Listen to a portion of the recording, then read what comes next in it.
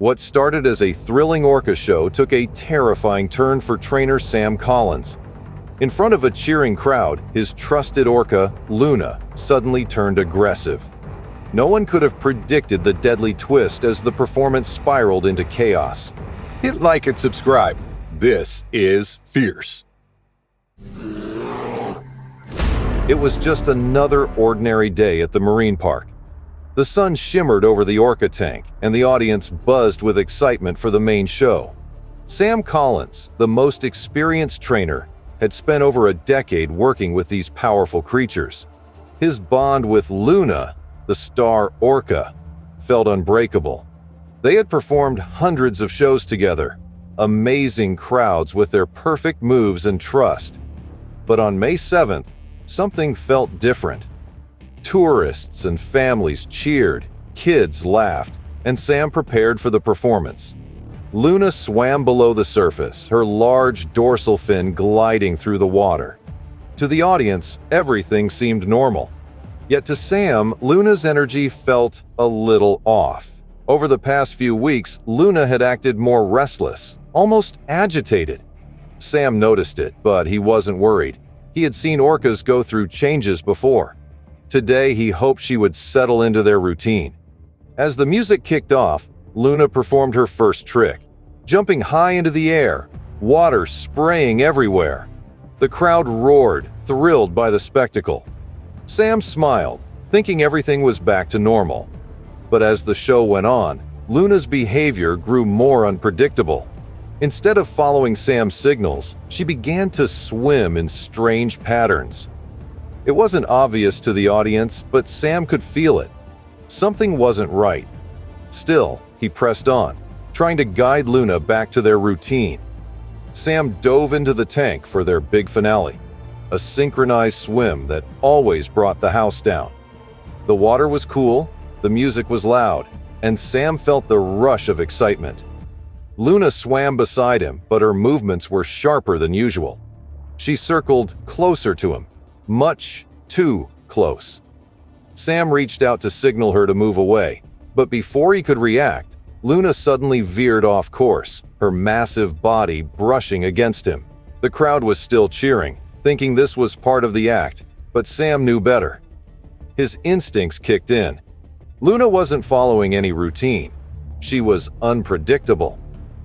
As he tried to swim toward the platform, Luna circled back, cutting through the water with incredible speed. Sam's heart raced. In all his years working with orcas, he had never seen Luna act like this. Before he could reach the surface, Luna struck. Her jaws clamped down on his leg with unbelievable force, pulling him under the water. The pain was immediate and intense, like nothing Sam had ever felt. He kicked and thrashed, trying to free himself, but Luna's grip was too strong. The water around them turned red as blood poured from his wound. Sam tried to keep calm, remembering everything he had learned about staying composed under pressure. But this wasn't just any situation. He was fighting for his life. The crowd, still unaware of what was happening, began to realize something was wrong. The trainers on the side were frantically signaling, rushing to the edge of the tank. Panic spread as people gasped, watching in horror as the water turned dark with blood. Luna, in a frenzy, thrashed Sam around, dragging him deeper into the tank. Sam's lungs burned as he fought for air, his vision growing blurry. The pain in his leg was unbearable, and every movement felt like a battle against the force of the orca's powerful body. He tried to signal for help, but his body was weakening with every second. Above the surface, the marine park staff were scrambling to stop the show and rescue Sam. But they knew time was running out. Luna was out of control, and Sam was nowhere to be seen beneath the crimson waters. People in the audience screamed, some turning away, others desperately calling for help. Children cried as parents hurried them away from the horrifying scene unfolding in front of them. Sam's thoughts raced. How had it come to this? He had spent his life dedicated to these animals, built relationships with them based on trust and care. But now, that trust was broken. Luna was no longer his partner in the show. She had become a predator, and Sam was her prey. As Luna dragged him deeper, Sam's strength began to fade. His movement slowed, his vision grew darker, and the cold water surrounded him like a final, suffocating embrace. He knew he didn't have much time left. The crew above frantically tried to intervene. They hit the water surface with ropes, trying to distract Luna, hoping to give Sam a chance. But the orca was relentless. The once clear tank was now a dark, swirling nightmare. Finally, after what felt like an eternity, Luna released Sam. His limp body floated toward the surface, but it was clear that the damage had been done. By the time rescue divers reached him, it was too late. Sam was pulled from the water, lifeless, as the crowd watched in stunned silence. News of the attack spread like wildfire. The story of the beloved orca trainer who had been killed in a horrifying attack shocked the world. Headlines ran non-stop, and people questioned how this could have happened. Luna, once the star of the show, was now seen as a dangerous killer.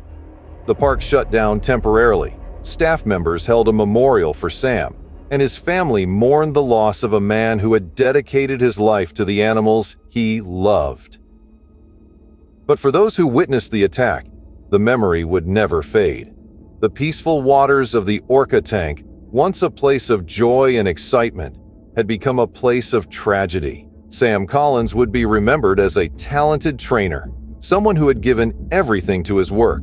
But his death was a stark reminder of the wild, untamable nature of these powerful creatures. No matter how much trust is built, no matter how well we think we know them, the ocean's predators are never truly tamed.